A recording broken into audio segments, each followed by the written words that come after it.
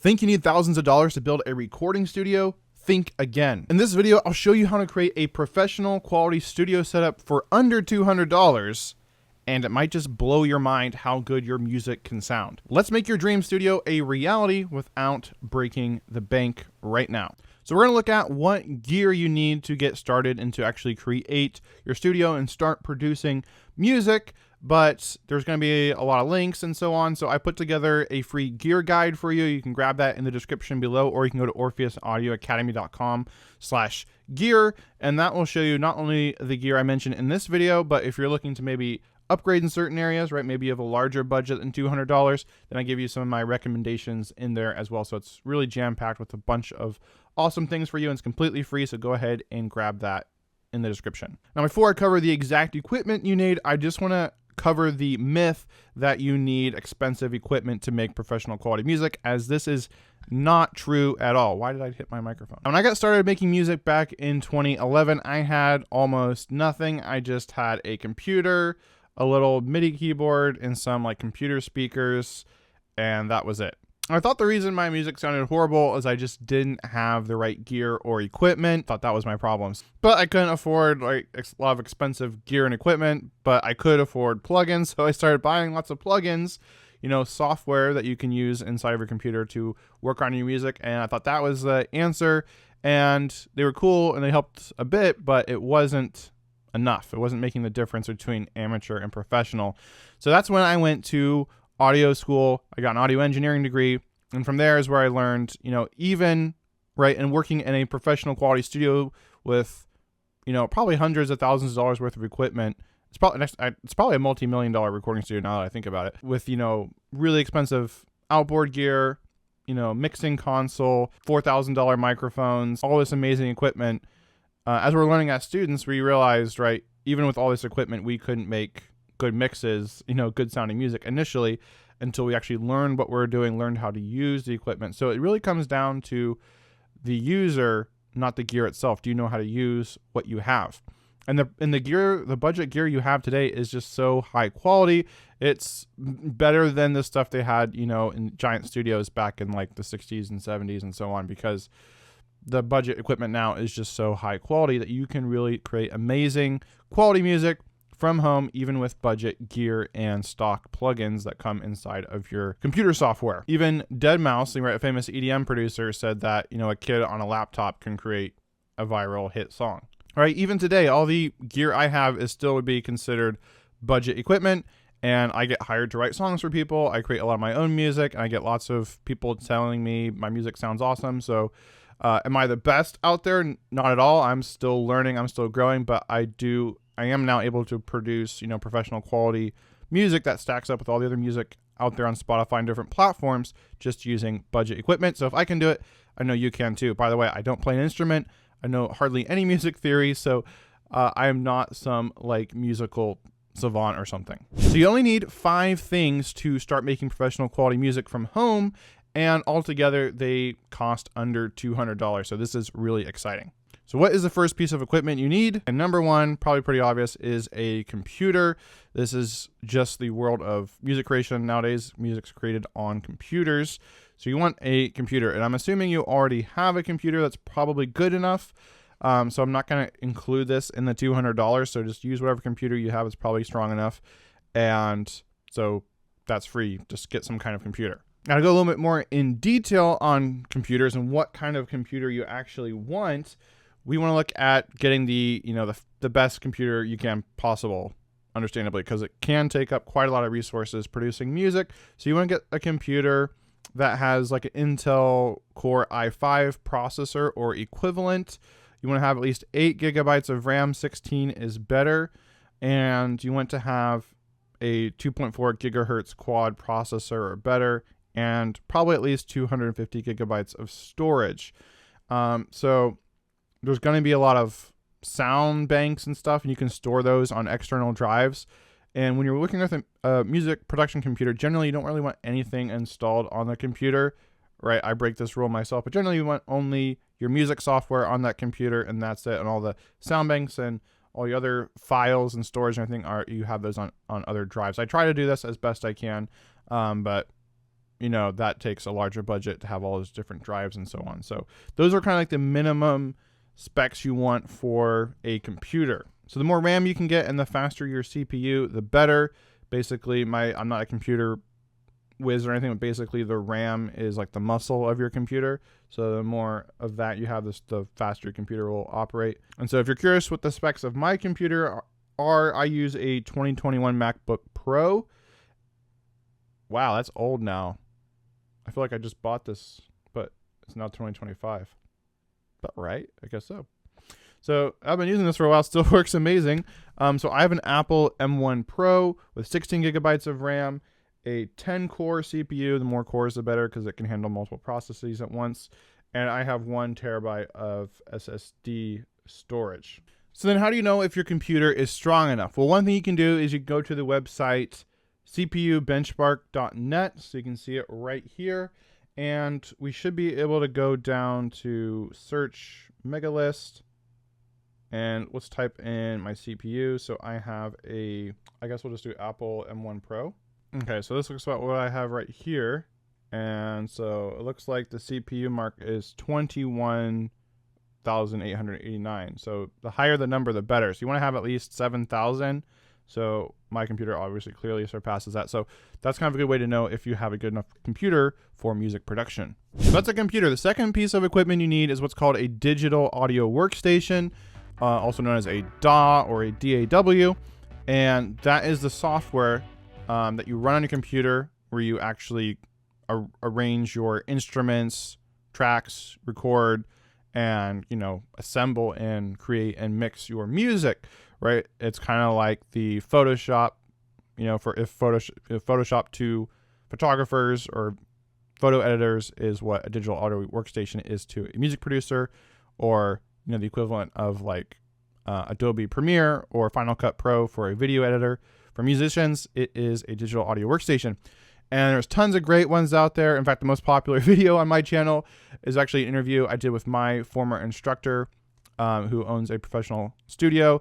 And he talks about what he thinks are the best DAWs. And so I'll have a link to that in the description below. But basically, they're all great. It's just a matter of workflow preference, whatever's most comfortable for you and what your workflow is. But there's also great free ones you can get started with. So if you're just getting started, you can go ahead and just get a free one. Garageband is awesome for Mac. I think a lot of the other ones out there have like free versions of them that you can check out. I know another one just a free DAW is called Tracktion. So I'll have those linked, again, all the resources in the gear guide. So make sure you grab that gear guide. Again, go to orpheusaudioacademy.com/gear. And you can grab all this stuff. And so again, that's free. If you're just getting started, your DAW is free. So now we already have, you know, 2 of the major elements that you need to start making music out of the 5 total. So we got computer, we got DAW. What is next? Before I cover that, I just want to let you know that this video is actually part of a entire free video series I'm doing on this channel called My Saddest Studio Ever, where I'm walking through the process of how to go about creating an amazing professional song from scratch, even if you don't know music theory, don't play an instrument, have a, sad home studio like I have, not a lot of acoustic treatment, budget equipment. And so I'm going to go show you, if you've never created a song before, how to create a professional quality song over the course of this video series. So be sure to hit the subscribe button so you don't miss any of these videos. And this is video number 1 in that series, going through the gear that you need. So that takes us to the next piece of equipment that you need, and it is an audio interface.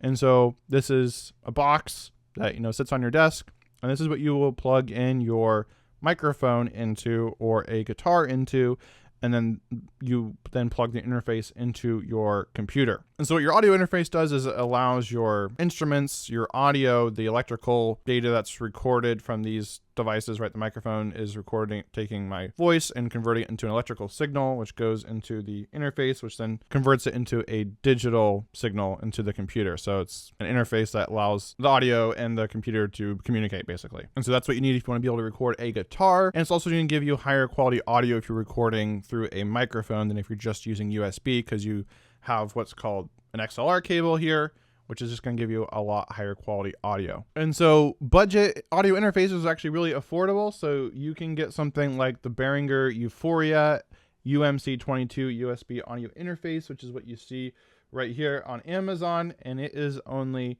$39. So that is really affordable. So far our home studio total is up to $40, very affordable. And that takes us to our fourth and penultimate piece of equipment that we need for our home studio to get started producing professional quality music.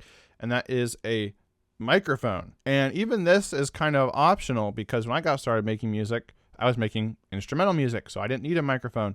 So you don't need a microphone if you're going to be recording vocals, or maybe you want to, record an instrument through a microphone. Most people you're going to want a microphone. So what kind of microphone do you get? Well, there's kind of two main types. There is a third type I'm not going to talk about because it's not really as practical for us home studio people. So the two main types are the dynamic moving coil microphone and a condenser microphone. I did a full video kind of breaking down the differences between these microphones. You can check that out in the description below.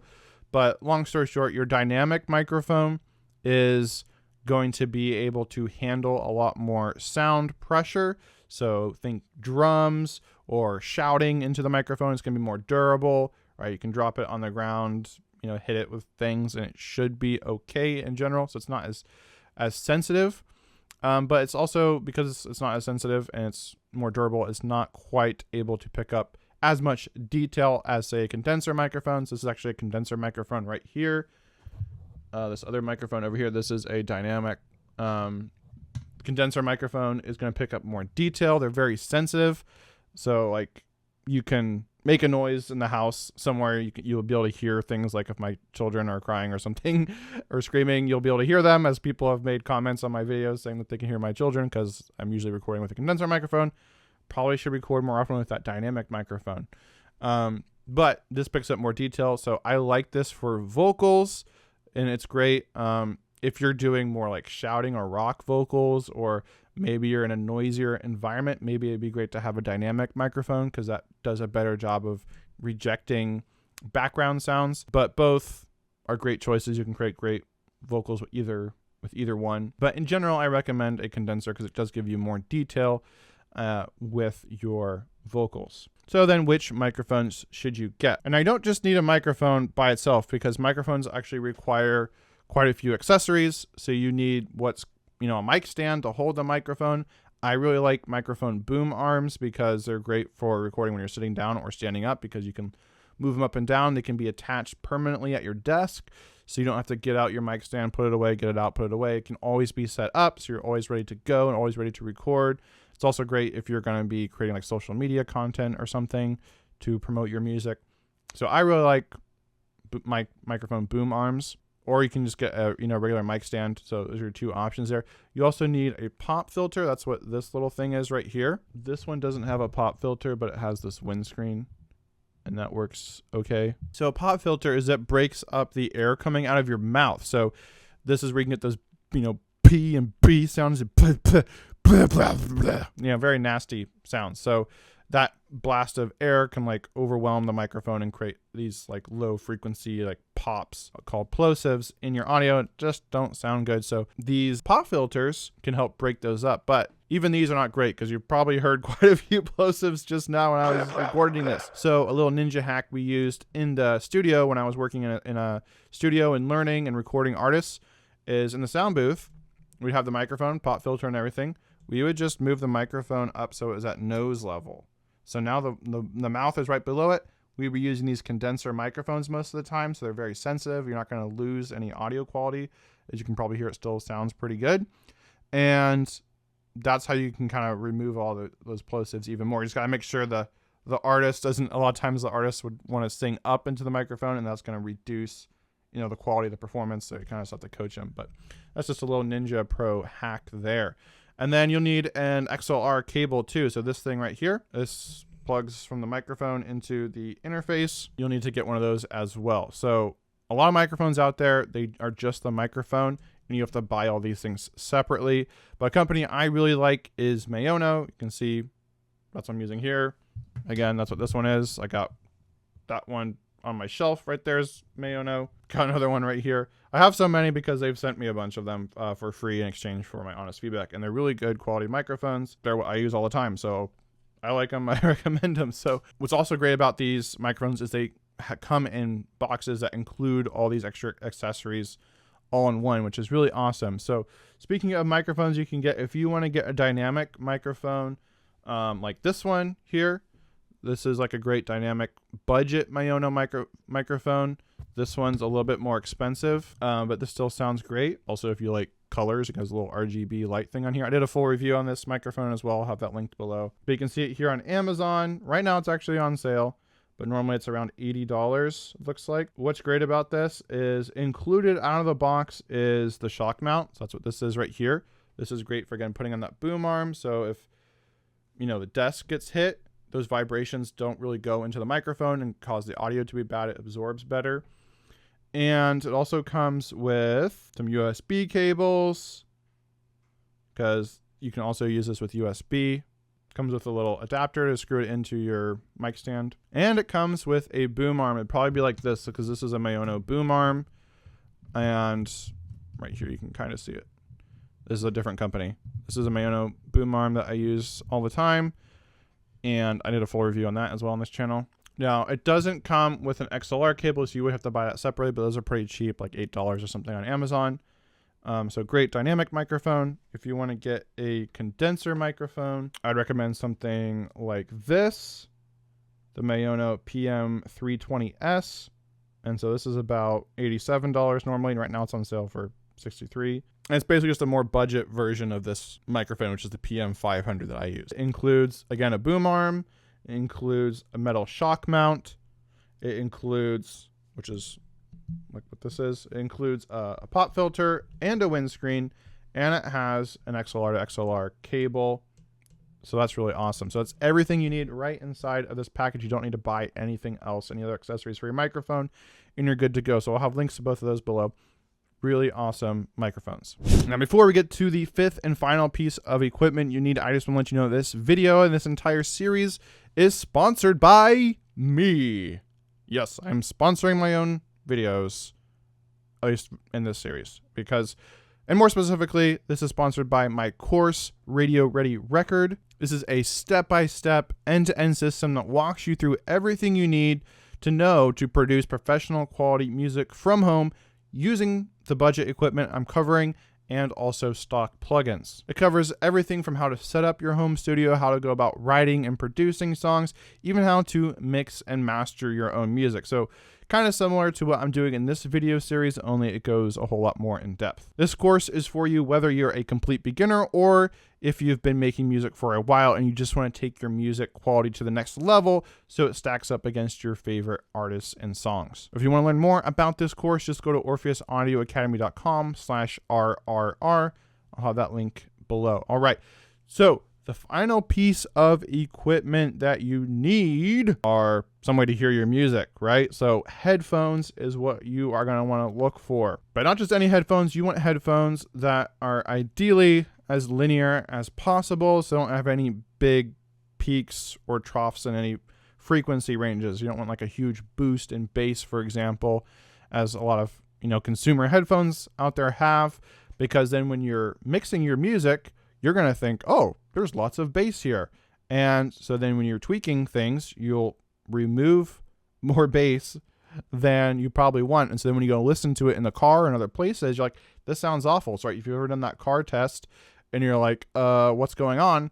It's probably because of your room or your monitoring or headphones, something where it's not translating to these other environments. So you want to get headphones ideally as linear as possible. And that's going to be kind of hard to find in the budget range, but that's okay because you're just getting started here and you just need to be able to hear your music, and something that's decent quality can get you some really good results and get you really far. And so a great pair that's really popular, has really great reviews. I've not actually used these myself, but from everything I've researched, these are pretty good headphones, are the One Audio wired over-ear headphones. You can see these are only about $33 on Amazon, so super affordable. You can see really great ratings, and everything I've looked at these, they look like they're really great quality. I would actually like to get myself a pair of these so I can try them out myself to make sure they're great, but I don't have any like super cheap headphones myself, unfortunately, that I can recommend, because the headphones I have are actually pretty expensive, which I'll talk about in a second. Any pair of, you know, cheap like mixing headphones, you can see these are studio monitor mixing headphones, something like that, versus just like, you know, Beats by Dre or like Apple headphones or something, which I've I've worked with Apple headphones before in the past, and just like pathetic computer speakers. So just something like those headphones would be great for getting started. Now, you might be wondering, what about speakers? What about, you know, also known as studio monitors? Why wouldn't you want a pair of those? Well, number one, they're a lot more expensive. So if we're looking at just $200 budget, that would be outside of $200. Also, those can actually be worse for a home studio environment, because now the room is in play. And believe it or not, the room can actually trick your ears into making bad listening decisions. I've done a bunch of videos about this on my channel, but basically the sound comes out of your speakers and then it bounces around the room and comes back to your ears. And there's different things that can happen when this occurs. So you're getting different reflections, echoes, and so on. So you're hearing frequencies stack up. You're not hearing things quite as accurately.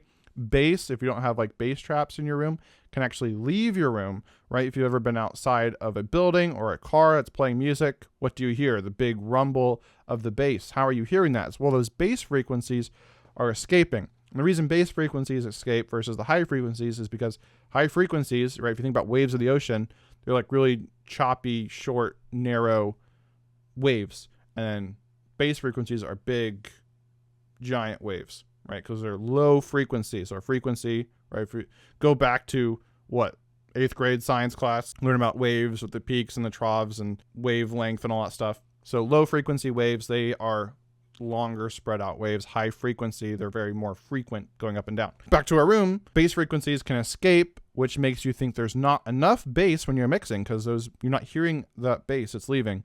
And so then you end up with muddy mixes because you're putting in too much bass. There's ways around that, even in a, you know, home studio environment without acoustic treatment. Typically what you would do is you buy a bunch of acoustic treatment like panels and bass traps, and you put those up on the walls to help absorb those sounds so you're hearing things more accurately. But that can be, again, very expensive. I'm going to share with you a really affordable way to do this in my next video. This is optional, but definitely something I recommend. But again, if you're just getting started, you don't need to really worry about that. Just use your headphones. But if you want to learn more about that, again, be sure to hit subscribe so you can watch video 2, or if it's already out, I'll have that linked. Now, what about a keyboard? What about if you want to play something, right? Don't you need that? No, I did a whole video on this too. Do you need a MIDI keyboard? Again, I'm sorry, the description, I sound like a broken record, but there's just consider this a course that you paid for, even though it's free, because there's just so much wealth of resources and information in the description below through all these videos in this series, right? This whole series is basically a course, kind of like a getting started course. And then if you want to go deeper, you can get my full course, Ready Record. So keyboard, you don't really need a keyboard. I got away without using a keyboard for a long time. If you're using something like Logic, you can even like just use your, you know, computer keyboard like this. You can like turn it into a keyboard and you can play stuff if you want. Or you can use your mouse to draw in stuff into your DAW, so you don't have to have a keyboard to get started and start creating music. It definitely makes things a lot easier, so I do eventually recommend getting one. But again, this is just the complete budget beginner getting started approach, so you don't need a keyboard to get started. So if you're curious about what equipment I'm using for my computer, again, I'm using this. You can see it here on Amazon. When I bought it, it was around like $2,000, so now it's only a little over $1,000. I'm using an Apple MacBook Pro. By the way, if you want to know whether or not you should use PC versus Mac, just let me know in the comments below and I can do another video on that. Because I used to use PC and then I switched to Mac back in 2016, I think. I already covered the specs with that. And then interface-wise, I'm using the iRig Pro Duo by IK Multimedia. I really like this. I'm using the Mayono XLR condenser microphone PM500. So that's this microphone here, what you've been hearing this whole time. And then I have these IK Multimedia iLoud micro monitors. These are really great for home studios.